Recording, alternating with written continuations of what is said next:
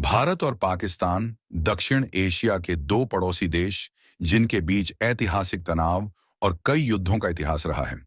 हाल के वर्षों में खासकर आतंकी हमलों जैसे पहलगाम हमले 2025 के बाद दोनों देशों के बीच तनाव फिर से बढ़ा है।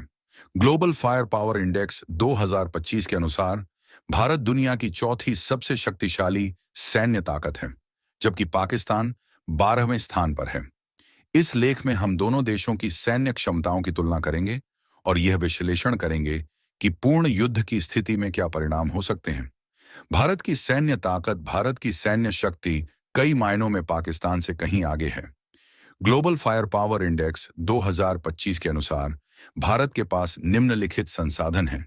सक्रिय सैनिक 14,55,000 रिजर्व बल, 11,55,000 अर्ध सैनिक बल, 25,27,000 रक्षा बजट, 87.4 अरब डॉलर, लगभग 6 करोड़ 81 लाख 210,000 करोड़ रुपए।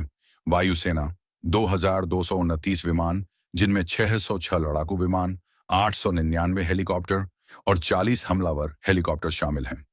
थल सेना 4,06,014 टैंक, 1,51,248 बख्तरबंद वाहन, 3,243 खींची जाने वाली आर्टिलरी। नौसेना 150 युद्धपोत, 18 पनडुब्बी, 2 विमानवाहक पोत INS विक्रमादित्य और विक्रांत। हथियार T-90 Bhishma tank, Arjun tank, BrahMos missile, Pinaka rocket system और परमाणु हथियार, लगभग 130 से 140 वॉरहेड्स। गहराई उच्च ऊंचाई वाले युद्ध में विशेषज्ञता और स्वदेशी हथियार विकास जैसे तेजस लड़ाकू विमान और अग्नि मिसाइलें इसे क्षेत्रीय महाशक्ति बनाते हैं। भारत का रक्षा बजट और आर्थिक स्थिरता भी इसे लंबे समय तक युद्ध लड़ने की क्षमता प्रदान करती है। पाकिस्तान की सैन्य ताकत, पाकिस्तान की सेना भी एक महत्वपूर्ण क्षेत्रीय शक्ति है, लेकिन यह भारत की तुलना में कई मामलों में पीछे है। ग्लोबल फायर पावर इंडेक्स 2025 और अन्य स्रोतों के अनुसार पाकिस्तान के पास निम्नलिखित संसाधन हैं। सक्रिय सैनिक 6,54,485 रिजर्व बल, लगभग 5 लाख वायुसेना, 1,434 विमान, जिनमें 387 लड़ाकू विमान, 352 हेलीकॉप्टर और 57 हमलावर हेलीकॉप्टर शामिल हैं।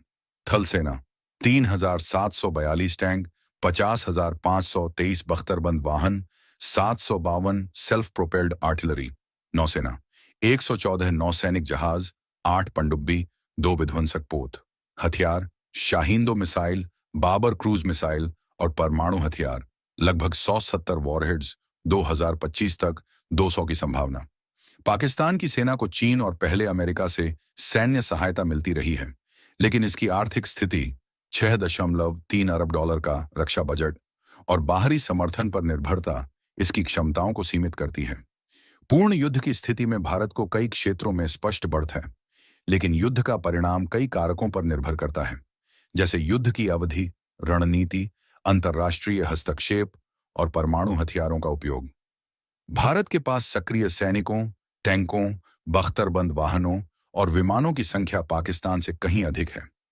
भारत की नौसेना, विशेष रूप से इसके विमानवाहक पोत और पनडुब्बियां, पाकिस्तान की नौसेना पर भारी पड़ती हैं।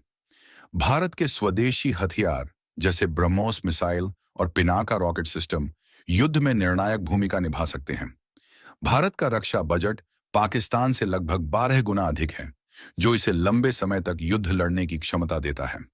पाकिस्तान की अर्थव्यवस्था पहले से ही कर्ज और IMF सहायता पर निर्भर है, जिसके कारण लंबी लड़ाई में उसकी रसद आपूर्ति बाधित हो सकती है। 1971 के भारत पाकिस्तान युद्ध में भारत ने पूर्वी और पश्चिमी दोनों मोर्चों पर हमला किया और 13 दिनों में पाकिस्तान को आत्मसमर्पण करने के लिए मजबूर कर दिया, जिसके परिणाम स्वरूप बांग्लादेश का निर्माण हुआ। विशेषज्ञों का मानना है कि वर्तमान समय में भी पाकिस्तान का 2 से 3 सप्ताह से अधिक टिकना मुश्किल होगा।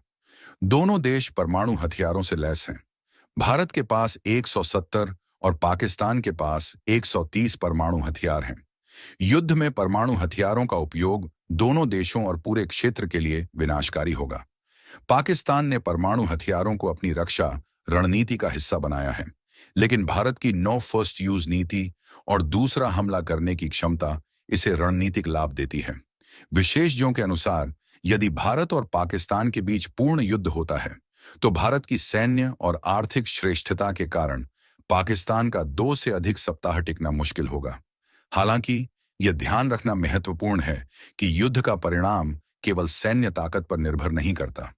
परमाणु हथियारों का उपयोग, नागरिक हताहत और अंतर्राष्ट्रीय दबाव युद्ध को जल्दी समाप्त कर सकते हैं।